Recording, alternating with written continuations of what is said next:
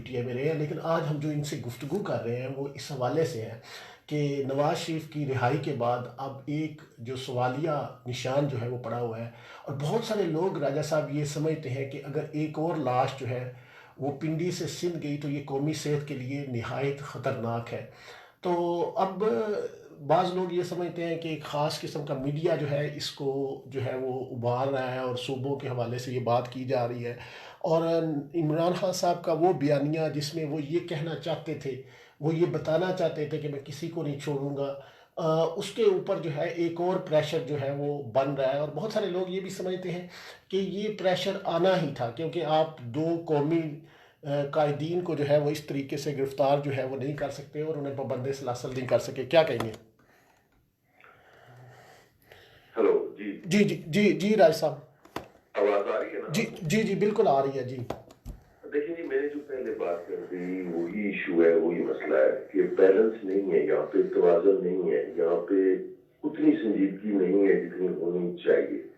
عمران خان صاحب جب اپنے اس نعرے کے ساتھ کے نعرے سے اور این آر او نہ دینے والی بات کر کے آئے تھے تو اس پہ وہ آج بھی قائم تو ہیں، لیکن اب سوسائٹی کے اندر جو دوسرے پاور بروکرز ہیں یا دوسری جو ہمارے اتحادی ہیں، ظاہر ہمارے پاس دو تہائی اکثریت تو ہے نہیں، پھر یہاں پہ اور بہت سارے فیکٹرز ہوتے ہیں پاکستان کے اندر کہ جہاں پہ آپ الٹیمیٹ پاور کو کبھی بھی پازیٹیولی یا نیگیٹیولی یوٹیلائز نہیں کر سکتے، جس میں سب سے بڑا رول جو ہے وہ ہمارے سیکیورٹی کے اداروں کا ہے، اس کے بعد ہمارے اتحادیوں کا ہے، اس کے بعد عوام کے رد عمل کا ہے۔ یہ ساری چیزیں ملا کے ایک ایسا ماحول یہاں پہ بن جاتا ہے کہ ہم احتساب کرتے آتے ہیں۔ ایسے ہی مشرف آیا تھا، ایسے ہی اس کو بھی، یعنی سب سے اگر بہتر کوئی پوزیشن میں ہو سکتا تھا تو جنرل مشرف ہو سکتا تھا، کہ جس کے پاس ایک پورے کا پورا ماحول موجود تھا، ایک پوری طاقت موجود تھی، یکسوئی موجود تھی۔ لیکن دیکھ لیں آخر ہوا کیا، انہوں نے سب ان لوگوں کو، اب پاکستان کراچی میں ایم کیو ایم کو سنبھال کے رکھا صاحب نے، اور یہاں پہ انہوں نے جو پنجاب میں جو سب نیب زدہ لوگ تھے انہیں اٹھا کے حکومتوں میں لے آئے، پورا مینج الیکشن کروایا، اور اس کے بعد وہ آدھا چھوڑ کے چلے گئے۔ اب عمران خان کا نیریٹو تو ٹھیک ہے، لیکن جو سیاسی مجبوریاں ہیں ان کا علاج کیسے کیا جائے، کیا کیا جائے، وہ ایک ٹائم کنزیومنگ بات ہے، اور سبھی لوگوں کا اس بات پہ یکسو ہونا ضروری ہے۔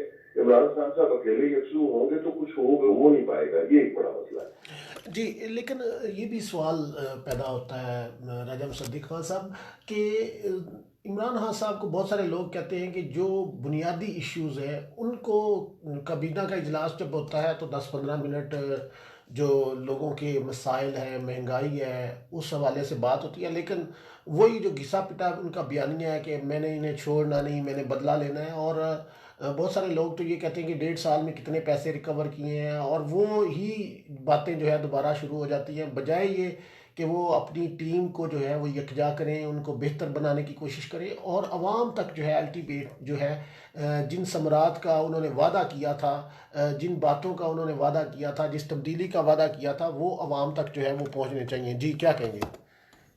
ایسے ہی ہے نا کہ میں وہی آپ کو بتاتا ہوں کہ جو ثمرات کے اوپر لوگوں کی توقعات میں بلڈ کرتے ہیں اس کے لیے ایک پورا میکنزم ہے، اس میکنزم کو چلانے کے لیے آپ کو مشینری چاہیے، یکسوئی چاہیے، جیسے جس ملک میں آپ بیٹھے ہوئے ہیں یا ویسٹرن یورپ سارا ہے، لیکن انہوں نے اسی طرح کی لڑائیوں میں تھے نا 200-300 سال پہلے، وہ وہاں پہ بھی یہی طوفان مچے رہتے تھے جو ساؤتھ ایسٹ ایشیا میں اب بھی اس وقت بھی موجود ہے۔ جہاں جہاں انہوں نے اپنی کالونی چھوڑی وہاں پر اپنا مطلب ہے کہ ایک انکیپیبل ورثہ بھی چھوڑا، مگر پاور سٹرکچرز کو بھی اتنا ڈس آرگنائز چھوڑ دیا کہ جو چاہے سیاستدان بن جائے، جو چاہے بیوروکریٹ بن جائے، بستیاں آپ کو پتہ ہی ہے، جو مطلب جب کوالٹی آف لائف آپ کمپرومائز کریں گے تو وہ کمپرومائز ہوتی جائے گی، اور وہی بڑھتی بڑھتی اوپر تک جائے گی۔ اب آپ کی جو مشینری ہے نیچے، اس کا بہت بڑا مسئلہ ہے اس ملک کے اندر، وہاں پہ انکیپیبلٹی بھی ہے اور چوری چکاری بھی بالکل سیدھے ہاتھوں سے، مطلب ڈے لائٹ رابری یہاں پہ وہ چل رہی ہوتی ہے۔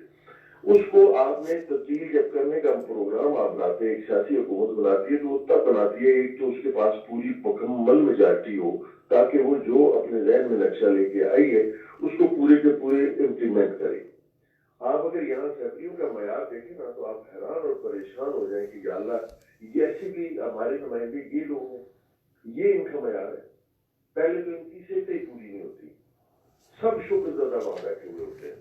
سوائے پی ٹی آئی کے وہ جو نوجوان ہیں ان کو چھوڑ کے آپ اگر کبھی بھی اسمبلی کے سیشن پہ آپ جائیں, میں کئی دفعہ جانا پڑتا ہے, تو میں دیکھتا ہوں, میں یہ سوچتا ہوں کہ یہ تو مطلب ان کو وہ ان کی ہیلتھ ہی اس قابل نہیں ہے, میڈیکل چیک میں ہی وہ فیل ہو جاتے ہیں.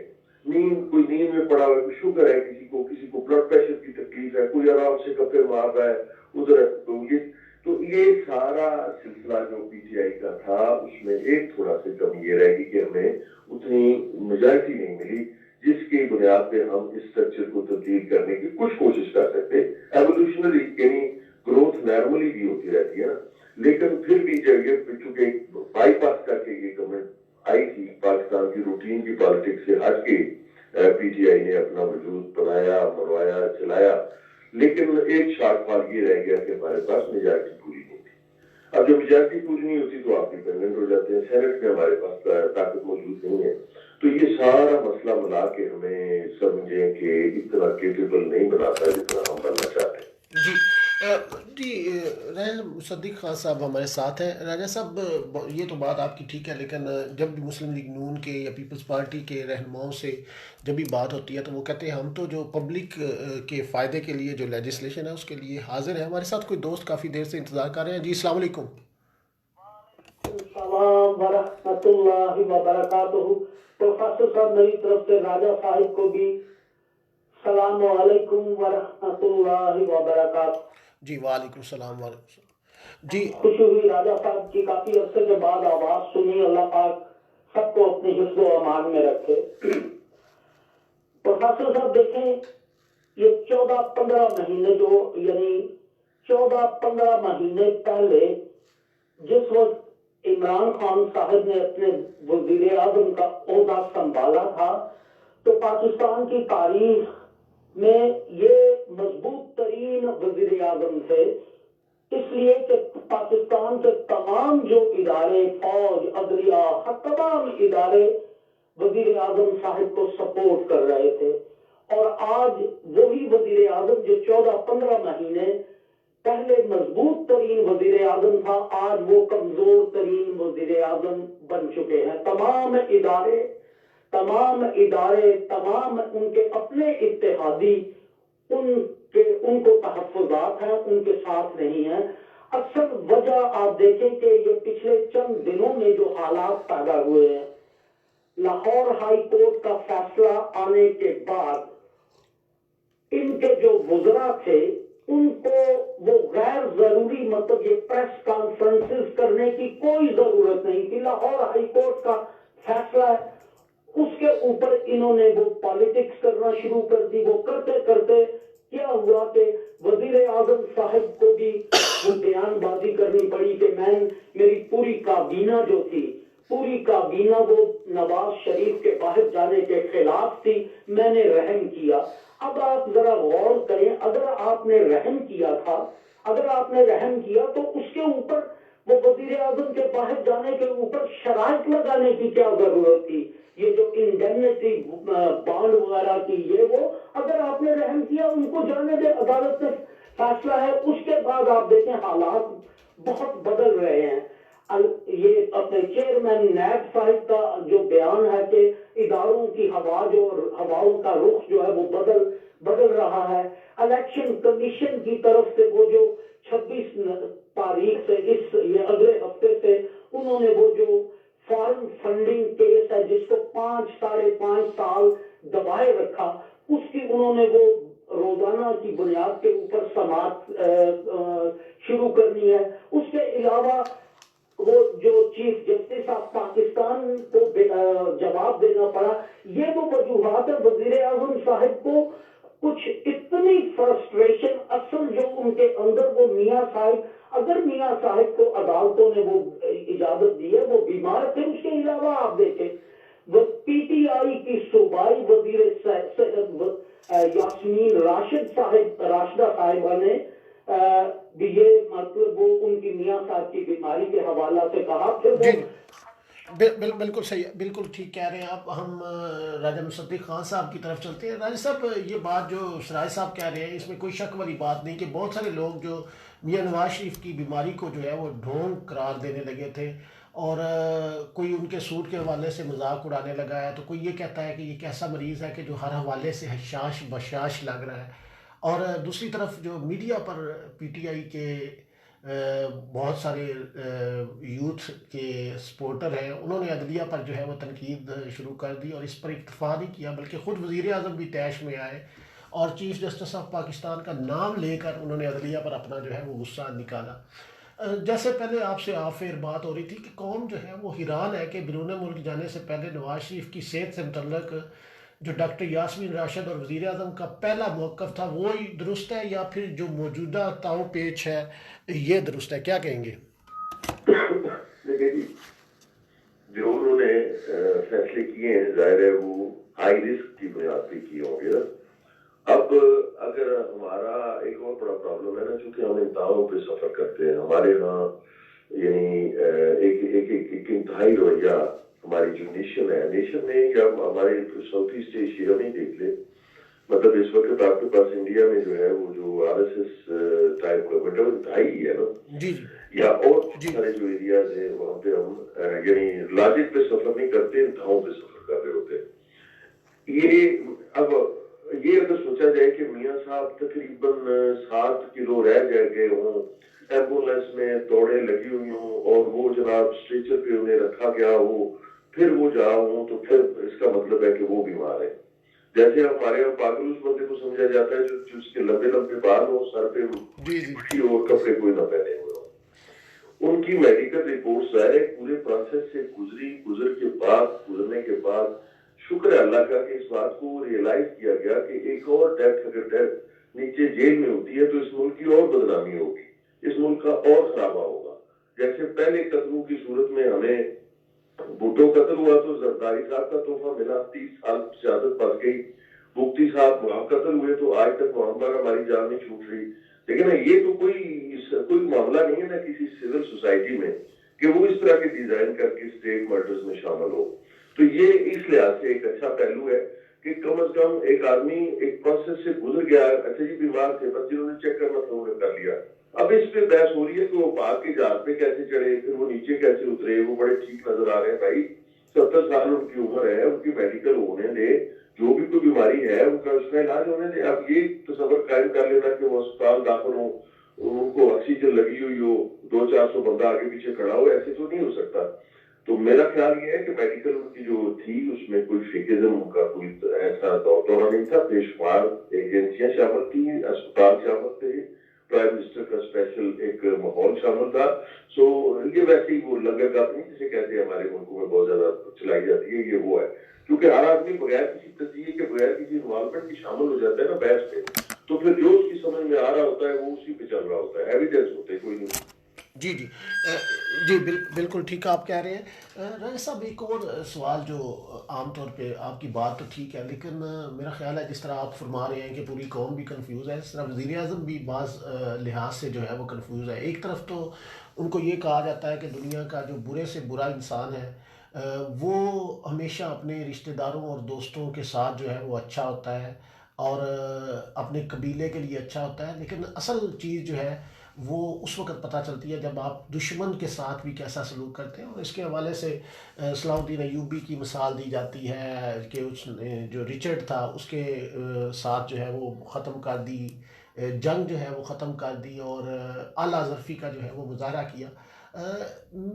بعض دفعہ جب خان صاحب کو یہ پتہ چلتا ہے کہ مجھے ان مورل جو ویلیوز ہیں ان کے اوپر عمل کرنا ہے، تو پھر وہ تھوڑا سا ہاتھ جو ہے وہ نرم کر دیتے ہیں. اور جو ہی انہیں یہ پتہ چلتا ہے کہ میں نے تو قوم سے وعدہ کیا تھا کہ میں چھوڑوں گا نہیں، میں یہ کر دوں گا، میں وہ کر دوں گا، میں اپنے آپ کو معاف نہیں کر سکوں گا، میں خودکشی کر لوں گا. اور وہ بیانیہ جو ہے بعض، چونکہ آپ عمران خان صاحب کے قریب بھی بہت ہیں اور ایک آپ کی 22 سالہ جدوجہد بھی خان صاحب کے ساتھ جو ہے وہ رہی ہے، لیکن یہ سوال جو ہے وہ لوگ پوچھتے ہیں اور یہ سوال چبھتا ہوا سوال جو ہے وہ لوگوں کے ذہن میں آتا ہے کہ عمران خان صاحب خود بھی جو ہے وہ کنفیوز ہے، اور کبھی بھی سیاست میں ایسے مقام پہ نہیں جانا چاہیے جہاں پہ کوئی واپسی کا رستہ نہ ہو. کیا کہیں گے؟ لیکن جی کوئی بھی قوم جو ہے قوم کی سیاسی پارٹی وہ کوئی نعرہ مطلب لے کے آئے گی نا. مثلا نو کہتی ہے ووٹ کو عزت دو، ان کا یہ نعرہ ہے نا جس پہ انہوں نے الیکشن لڑا یا جو بھی ہے، یا شائننگ انڈیا یا گروئنگ بنگلہ دیش، اس طرح کے نعرے لگائے جاتے ہیں. یہ نعرے قوم کو ایک ایکسٹریم امید دلاتے ہیں اور اس کی طرف اس کا دھیان لگاتے ہیں. آگے آپ یہ یقین رکھ لیں کہ ڈیولپ دنیا میں بھی ہمارے یہاں بھی اب الیکشن ہونے لگے ہیں. یہ بریگزٹ کا تماشا دیکھ لیں. ہمیں اپنا تھوڑا مصیبت ذرا زیادہ نظر آتی ہے. بریگزٹ کا تماشا دیکھ لیں. ایک امپیریل پاور ہے، ایک ڈیولپ دنیا ہے، بڑی لاجک والی دنیا ہے، بڑی ٹاپ کی پارلیمنٹ ہے، لیکن جو چیز الجھ گئی پھر وہ الجھ گئی.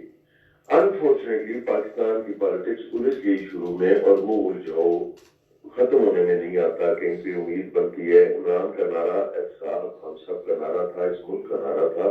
کیونکہ جتنی بھی ہم کمائی کرتے ہیں یا جتنی بھی ہم گروتھ کرتے ہیں زمین کے اندر سے یا بیرون ملک سے یا مینوفیکچرنگ سے، اس کا کوئی پتہ نہیں چل رہا تھا کہ آخر اتنا کچھ ہونے کے باوجود کیوں ایک ایسی نیگیٹیوٹی ہے سوسائٹی کے اندر کہ جس کو مطلب سنبھالا نہیں جا رہا. لوگ انویسٹمنٹ نہیں کر رہے، لوگ آ نہیں رہے. چھوٹا سا بھی کام ہو تو اس کے ساتھ پہیے لگانے پڑتے ہیں، ذرا بڑا ہو تو پھر اس کے پاس ٹریکٹر کے پہیے لگانے.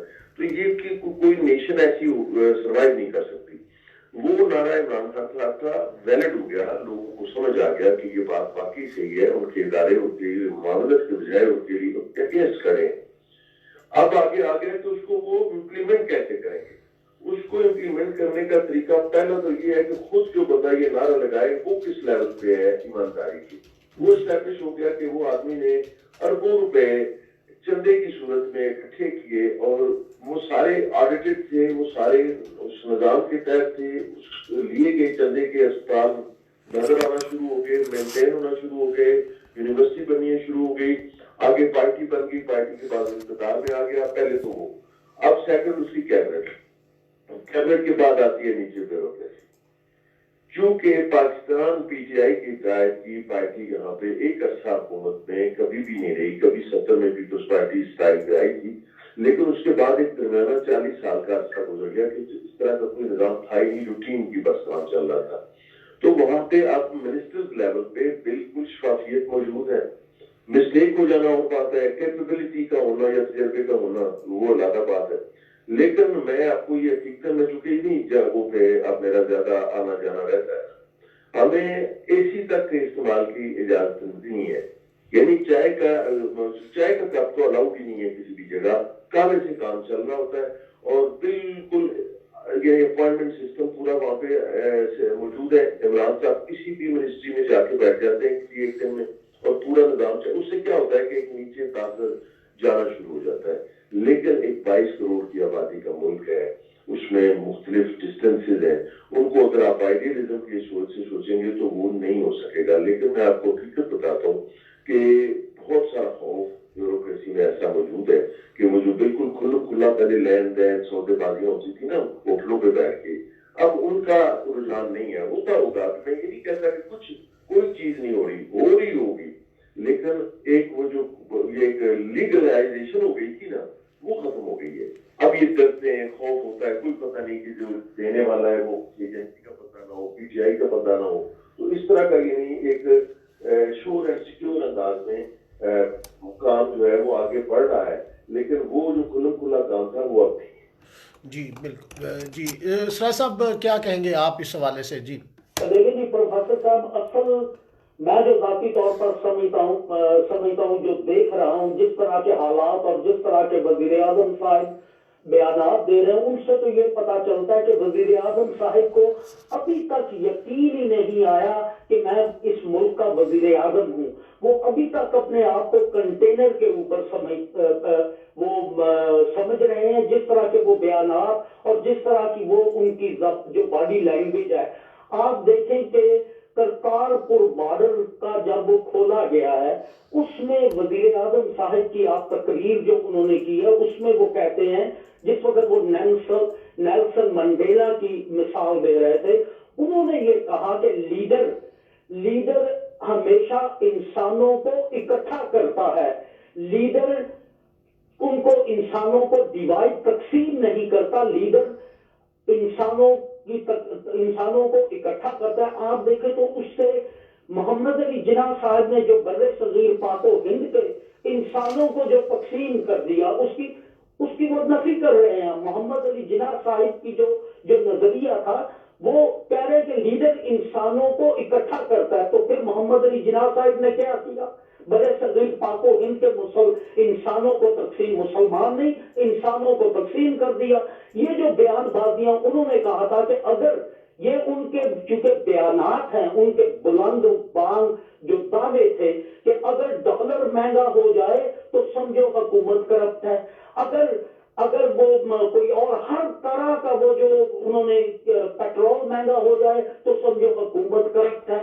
اب یہ جو جس وقت وہ وزیر اعظم صاحب یعنی وہ بننے سے پہلے آپ کو یاد ہوگا کہ دھڑا دھڑ جو لوگ تھے پیپلز پارٹی کے اور کاف لیگ کے لوگ، ان کو اس جماعت کے اندر بھیجا گیا جس کی چودھری پرویز الہی نے تصدیق کر دی ہے کہ شجاع پاشا صاحب نے وہ ہمارے بندے جو ہیں وہ ادھر بھیجے. اب سوال یہ پیدا اصل ہوا کہ میں نے اس وقت بھی کہا تھا کہ وزیر اعظم عمران خان صاحب کو لانے والوں نے اسی وقت اس کو فیل بھی کر دیا، دوسری جماعتوں کے لوگ وہ ادھر ڈال کے. اب سچویشن یہ ہے کہ جو پی ٹی آئی کے جو بنیادی جو کارکن ہیں، جو بنیادی جو ممبرز ہیں، وہ بھی سوال اٹھا رہے ہیں. جس طرح حامد خان بیرسٹر جو ہیں انہوں نے بھی سوال اٹھایا کہ یہ لوگ جو دوسری پارٹیوں میں سے آئے، یہ ایسے لوگ جنہوں نے جس طرح یہ جنرل ایوب کا پوتا وہ عمر ایوب، پہلے وہ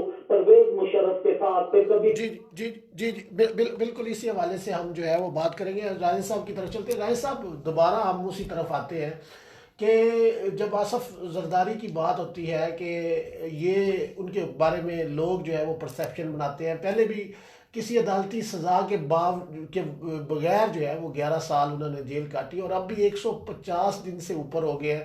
جو بات آپ نے بڑی اہم کی وہ یہ ہے کہ ہمیں جو سیاسی مجبوریاں ہیں وہ دیکھنی پڑتی ہیں. کوئی مقدمہ بھی شروع نہیں ہوا، کسی عدالت میں جو ہے وہ فرد جرم عائد بھی نہیں ہوئی اور وہ قید ہیں. اور ان کے ساتھ ایسا جو سلوک ہے، ثبوتوں کے ساتھ کہتے تھے کہ ہم نے پکڑا ہے، ان کو چھوڑنا جو ہے ناممکن ہوگا. سینکڑوں جعلی اکاؤنٹس ہیں. یہی رانا ثناء اللہ کے بارے میں بھی ہوا کہ ان کے اوپر الزامات لگے. کہا گیا جی ایک وزیر صاحب ہیں جن کا عام طور پہ اب تو وہ کہتے ہیں میں نے اللہ کو ہی جان دینی ہے. انہوں نے سارا کچھ یہ باتیں کی کہ میں اللہ کو جان دے رہا ہوں اور میں یہ کر رہا ہوں اور وہ کر رہا ہوں. میرے پاس ویڈیو قسمیں اٹھائیں، ویڈیو ثبوت ہے. تو عدالت کے سامنے وہ جعلی اکاؤنٹس کیوں نہیں لائے جا رہے، کیوں نہیں کیس چلایا جا رہا؟ اور پھر وہی بات ہے کہ اگر ایک اور لاش جو ہے وہ سندھ کی طرف گئی تو یہ ہماری سالمیت کے لیے بھی مسئلہ بن سکتی ہے. جی بالکل یہ ٹھیک کہہ رہے ہیں آپ، بالکل صحیح بات ہے. یعنی میں جب آپ کو سوسائٹی میں فلاح کی بات کرتا ہوں تو پھر وہ یہی ہے نا کہ 11 سال ایک بندے کو جیل میں رکھا ہو، پھر سودا کر کے اس کو بائی بھیج دیا. اب آپ دوبارہ وہ کرتے ہیں، دوبارہ یہ کرتے ہیں. مطلب الجھاؤ کا جو ہم نے آغاز کیا تھا گفتگو پہ وہ یہی ہے نا، یہی الجھاؤ ہے کہ کسی جگہ کریڈیبلٹی چاہیں پہ ہے ہی نہیں، جس کی وجہ سے عدالت مطلب ہے کہ جو بھی یہاں پہ کوئی فیصلہ کرنا چاہے پہلا شک اسی پہ جاتا ہے کہ کوئی گڑبڑے گی. پھر عدالت بھی انتہاؤں پہ چل رہی ہوتی ہے، کبھی سارے نظام کو فارغ کر دیتی ہے، کبھی سارا نظام سے دوبارہ آن بورڈ ہو جاتا ہے. تو اس توازن کے لیے اب کوشش کی جا سکتی ہے. جب تک یہ توازن نہیں آئے گا کوئی اچھا کام نظر ہی نہیں آئے گا، ہر چیز میں سازش نظر آئے گی. تو یہ ایک ایسا مسئلہ ہے کہ جس کے میں ہم اس وقت یہ ملک پھنسا ہوا ہے اور لیڈرشپ کا فقدان پیدا ہو رہا ہے. آپ غور اگر فرمائیں تو قرآن خاصہ کہ عمران صاحب کے ساتھ صبح کوئی چیز ہو جاتی ہے تو آپ کے پاس ہے کہ متواتر 22 کروڑ کی آبادی کو شمالی جو رشین اسٹیٹ پر کی جا رہی ہے. جی تو عمریں ہوں گی، نئے لوگ ہے ہی کوئی نہیں کسی جگہ پہ. کوئی شمالی آئے گا، کوئی شوکت عزیز کہیں سے آئے گا. یہاں پہ 22 کروڑ لوگوں میں تو 22 جماعتیں، 22 لوگ 22 ٹائپ کے لوگ بنے تھے. بالکل یہاں پہ خالی ہے، پالیٹکس کی طرف تو کوئی منہ نہیں کرتا. اس کی وجہ یہ ہے کہ یہاں پہ ہے ہی قتل و غارت نے چوری چکاری.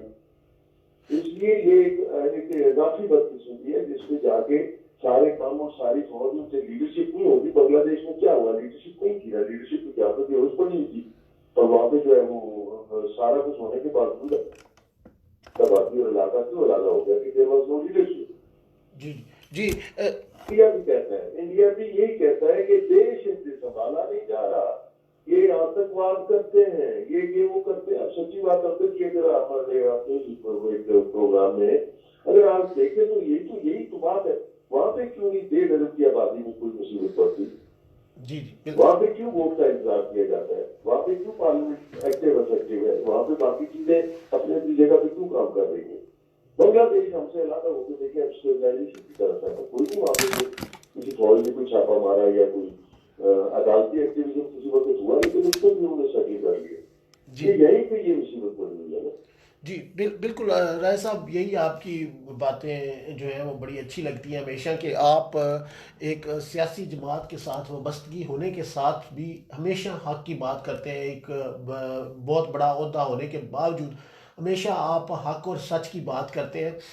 رائے صاحب، ایک صورتحال ایسی بنی کہ بہت سارے لوگوں کے اندر، چاہے ایک آدمی کے اوپر، جب میں بنگلہ دیش گیا وہاں پہ میں نے دیکھا تو لوگوں کے درمیان ایک نفرت تھی، لوگوں کے درمیان ایک جو ہے وہ پاکستانیوں کے بارے میں نفرت تھی. اور وہ ایک صاحب جو ہمارے دوست تھے، ہمارے ساتھ رہ رہے تھے اور الحمدللہ سید تھے، لیکن وہ یہ ان کے اندر یہ کمپلیکس تھا کہ وہ کہتے تھے کہ میری دادو کہتی تھی کہ یہ جو پاکستانی ہے یا پنجابی ہیں یہ ہمیشہ بنگالیوں کے ساتھ ظلم کرتے ہیں، یہ خود اوپر والی سیٹ پہ بیٹھیں گے، آپ کو نیچے والی سیٹ پہ بٹھائیں گے.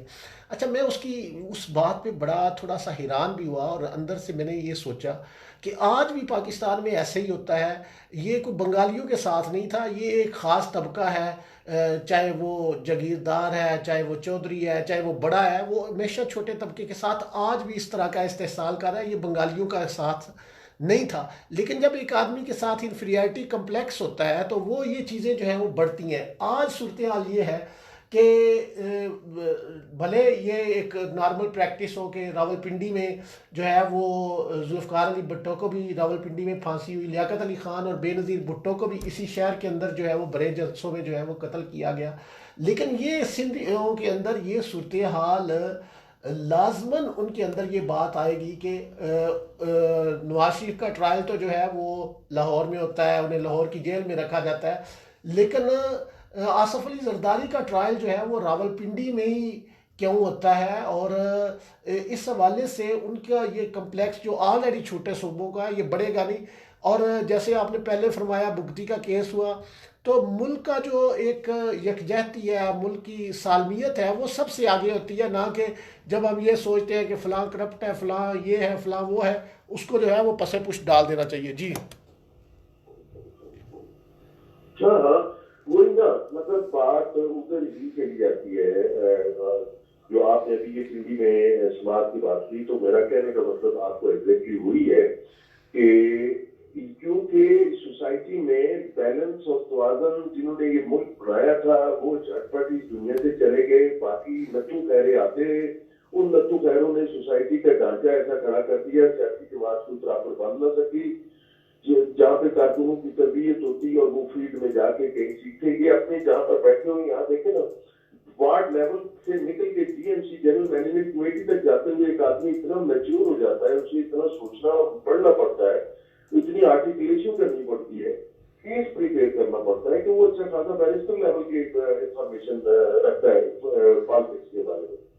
اور یہاں کا آپ معیار دیکھیں، مطلب ہے کہ اخبار میں اشتہار آتے ہیں 500 روپے کا، 2000 روپے دو تو نہیں، اب مہنگا ہو گیا کام، 20 سے 23,000 کا تو کھانا دیا کسی لیڈر کو، اور اگلے ہفتے اس کی آگے کی ہے کہ سینئر ترین رہنما جو ہے نا وہ ادھر آ کے پیچھے کر رہا ہے. اسکول گیا ہے نہیں گیا، کوئی اس کو چیک کرنے کا کوئی رابطہ ہے ہی. میں نے اپنے ملنے والے تقریباً 20 لوگوں سے جو ڈاکٹر لکھتے تھے ساتھ، میں نے پوچھا جی آپ نے ایم ڈی پی شیئر کیا ہے، کیا کیا ہوا ہے آپ نے؟ تو 20 میں سے 19.5 نے مجھے بتایا جی کہ انہوں نے ہومیوپیتھک میں داخلہ لیا تھا، صرف پاس نہیں کی، لیا تھا. اور وہ لکھ رہے ہیں ڈاکٹر اپنے ساتھ، کوئی انجینئر لکھ رہا ہے، کوئی کچھ لکھ رہا ہے. یہ چیزیں جو ہیں یہ سوسائٹی کی ڈیولپمنٹ اس وقت تک نہیں ہوتی جناب کہ جب تک آپ اسے ایک پولیٹیکل پارٹی میں آرگنائز نہ کریں. اسکولوں میں جو ہم مساوات پڑھ کے آتے ہیں وہ دیکھیں نا اسکول سے نکلتے ہی سڑک پہ آپ کو کیا نظر آتا ہے؟ کون سے مساوات ہم پریکٹس کرتے ہیں؟ اگر آپ اپنے بچے کو ایک اسلامی اسکول میں داخل کروائیں اور گھر میں آپ شام کو روزانہ انڈیا کے گانے پہ وسکی کھول دیں تو وہ بچہ اور یہ آپ کا ماحول کیسے میچ کرے گا؟ یہ پرابلم ہے کہ یہاں پہ سیاسی جماعت نہیں بنی یا شخصی کاریاں چلتی نہیں اور جب شخص مر گیا تو پیچھے پورا ملک خالی تھا. پھر جو نیکسٹ اویلیبل تھا پھر اس کو ٹرائی کرتے رہے جب تک وہ سیکھتا گیا یا مارا گیا یا بھاگ گیا یا کچھ ہوا. مطلب وہی انکمپیٹنسی آپ کو پوری کی پوری سوسائٹی میں نظر آ رہی ہے اور کیونکہ بڑی تکلیف کی بات ہے. ایسا نہیں کہ ملکوں میں مسائل نہیں ہوتے, بہت ہوتے ہیں. ٹرپ سے جاپان جیسے ملک میں ٹرپ سے کا پرابلم ہوتا ہے, چائنا میں ہوتا ہے, انگلینڈ میں ایک کا دھوکا مصیبتیں آتی رہتی ہیں. لیکن ایک اسٹیبل جو سسٹم آف گورنمنٹ ہے وہ نہ ہونے کی وجہ سے ہمیں مصیبت مشکل ہے. سچی بات ہے, we are in problem. Sri Lanka میں انتخابات ہو گئے جی بس ٹھیک ہے, پاپولر ووٹ ہوا, ایک بندہ آ گیا. بنگلہ دیش میں ہو جاتے ہیں, وہ بھی ہو جاتے ہیں, ادھر بھی وہی صورت حال. لیکن ہم انڈیا میں بھی ادھر ہمارے ہاں ہر الیکشن کے بعد یہ کھولو, ہر الیکشن کے بعد جالی تھے, ہر الیکشن کے بعد یہ عدالت میں جاؤ تو سزا یہ نہیں وہ بڑا یہ تکلیف دہ بات ہے. رسول اللہ صاحب بہت بہت افسوسناک صورتحال ہے کہ ہم ثابت نہیں کر سکے اپنے آپ کو کہ ہم میں باوقار ایگزسٹنس کے کوئی مطلب ہے کہ کوئی انگریڈینٹس ہے. جی جی بالکل صحیح ہے. تھوڑا سا ہم چلتے ہیں آزاد کشمیر کی طرف. خواتین حضرات, راجہ مصدق خان صاحب جو کہ سیکرٹری جنرل ہیں پاکستان تحریک انصاف آزاد کشمیر کے, وہ اس وقت ہمارے ساتھ ہیں. راجہ صاحب, پاکستان کی پالیٹکس کے حوالے سے تو ہم نے بات کی, اب آزاد کشمیر کی طرف چلتے ہیں. اور آزاد کشمیر میں ابھی ظاہر ہے ایک الیکشن بھی ہونے جا رہے ہیں, اور ان کا کیا امپیکٹ ہوگا, اور بطور سیکرٹری جنرل جو آپ یہ باتیں کر رہے ہیں جو پاکستان میں نہیں ہوئی, ان کو آپ کس طرح دیکھ رہے ہیں, اور کس طریقے سے آپ نے اپنی ویژنری جو ہے سیٹنگ جو ہے وہ کی ہے کہ ہم بہتر سے بہتر جو ہے وہ آزاد کشمیر میں پرفارم کریں, اور کل کو انشاءاللہ اگر حکومت بنتی ہے تو اس میں جو ہے وہ کس طریقے سے ڈیلیور کریں گے؟ یا پھر وہی بات ہوگی بڑی معذرت کے ساتھ کہ جس طریقے سے خان صاحب کے بارے میں یہ الزام ان کے اوپر لگایا جاتا ہے کہ جب 20 سال پہلے تک تو وہ یہ کہتے رہے ہماری ٹیمیں بھی مکمل ہیں, ہمارے تھنک ٹینکس بنے ہوئے ہیں, ہم ہر چیز کے لیے پریپیئر ہے, ہمارے پاس اتنی بڑی ٹیم ہے, لیکن بعض لوگوں کا یہ خیال ہے کہ وہ سب دھوکہ تھا, فراڈ تھا, کوئی ایسی جو ہے وہ ٹیمیں نہیں تھی, بلکہ وہ لوگوں کو ایک قسم کا دھوکہ دیا گیا اور خان صاحب پریپیئر ہی نہیں تھے. کیا کہیں گے؟ اب آزاد کشمیر کی حد تک جو ابھی میں اس کے بعد آپ سے اجازت چاہوں گا کیونکہ بہت امپورٹنٹ ٹیلی فون آ رہے ہیں, تو وہ آزاد کشمیر میں تو ایک الیکشن کل ہے, اس کے بعد جنرل الیکشن ہے جولائی 2021 میں. اب دیکھنا یہ ہے کہ ہم کوشش تو اپنے انڈیا میں کوشش کرتے رہے, مختلف جو حکومتیں رہی ہیں وہ اپنے طور پہ اگین بندے پہ ڈیپینڈ کرتا ہے کہ سینٹر پہ, لیکن کچھ عرصہ سے یہ ایک بڑے اتفاق اچھی بات ہو گئی کہ ہمارا جو سینٹر میں ہے, اور اگر آزاد کشمیر کے 2 گورنمنٹیں بھی آ گئیں تو وہ توڑ پھوڑ نہیں ہوئی, یعنی انہیں کام کرنے دیا گیا. جیسے ابھی فاروق حیدر صاحب اپنی مرضی سے اپنی تسلی سے کام کر رہے ہیں, کوئی ان کے کام میں مداخلت نہیں کرتا. ایسی صورت میں تو ہم کوشش پوری کریں گے کہ ہم اس نظام کو جو ہے وہ اب اپنا جو وزارت امور کشمیر یا کشمیر کونسل ہے اس کے بھی سارے اختیارات جو ہیں وہ اس طرف ٹرانسفر ہو گئے ہیں. جی جی تو یہ ایک ایسا ہمارے پاس گنجائش موجود ہے کہ اگر ہماری اگلی گورنمنٹ بنتی ہے اور اچھی ٹیم وہاں پہ وجود میں آ جاتی ہے تو ہم اس معاملے کو اچھی طریقے سے آگے چلائیں. تو یہ اب ڈیپینڈ ہی کرے گا حالات پہ, کیونکہ پاکستان کے حالات قدرتی طور پر آزاد کشمیر, گلگت بلتستان بلکہ سبھی جگہ پہ انفلوئنس کر رہے ہوتے ہیں. جی بہت شکریہ راجہ صاحب, بڑے شارٹ نوٹس پہ آپ ہمیشہ محبت کرتے ہیں, اور اللہ تعالیٰ آپ کو مزید جو ہے وہ ترقی دے اور مزید آپ کو کامیابیاں دے, جو ویژن ہے آپ اس کو پایا تکمیل تک پہنچا سکیں. بہت شکریہ ہمارا ساتھ دینے کا, بہت شکریہ. السلام علیکم ورحمۃ اللہ وبرکاتہ.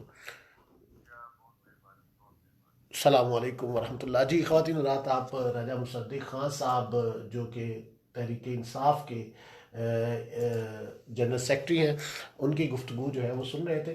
سنتے رہیے ریڈیو ڈان 107.6 FM, اور ہم دوبارہ حاضر خدمت ہوتے ہیں.